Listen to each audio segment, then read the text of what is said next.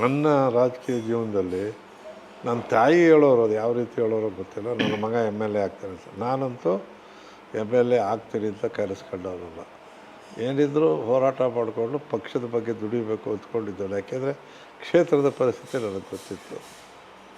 ಅಂಥ ಸಮಯದಲ್ಲಿ ನನಗೆ ಪಕ್ಷ ಟಿಕೆಟ್ ಕೊಟ್ಟು ನನಗೆ ಗೆಲ್ಲಿಸಿ ಪ್ರಥಮವಾಗಿ ಮಂತ್ರಿನೂ ಮಾಡಿದಂಥದ್ದು ಆ ಪಕ್ಷದ ಋಣ ತೀರಿಸ್ಬೇಕಲ್ಲ. ನನ್ನ ಚಿಂತನೆ ಈ ರೀತಿ.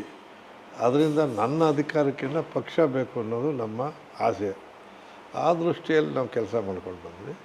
ಅದು ನನಗೆ ಸಂತೋಷ ತಂದಿದೆ. ಯಾಕೆಂದರೆ ಪ್ರಜಾಪ್ರಭುತ್ವ ವ್ಯವಸ್ಥೆಯಲ್ಲಿ ನನ್ನಂಥವನು ಒಬ್ಬ MLA ಆಗ್ಬೋದು, ಮಂತ್ರಿ ಆಗ್ಬೋದು, ಸ್ಟೇಟಲ್ಲಿ ಒಬ್ಬ ಸಮಾಜದ ಉತ್ತಮ ನಾಯಕ ಮತ್ತು ರಾಜ್ಯದ ಕಾಂಗ್ರೆಸ್ಸಿನ ಹಿರಿಯ ನಾಯಕ ಆಗುವಂಥ ಒಂದು ಅವಕಾಶ ಸಿಕ್ತಲ್ಲ, ಅದನ್ನು ಉಪಯೋಗಿಸ್ಕೊಂಡು ಇವತ್ತು ಅಧಿಕಾರ ಇರಲಿ ಇಲ್ಲದೆ ಹೋಗಲಿ ನನಗೆ ನನ್ನದೇ ಆದಂಥ ಒಂದು ವ್ಯಕ್ತಿತ್ವವನ್ನು ಬೆಳೆಸ್ಕೊಳ್ಳೋಕ್ಕೆ ಕಾಂಗ್ರೆಸ್ಸಿಂದ ಸಹಾಯ ಆಗಿದೆ.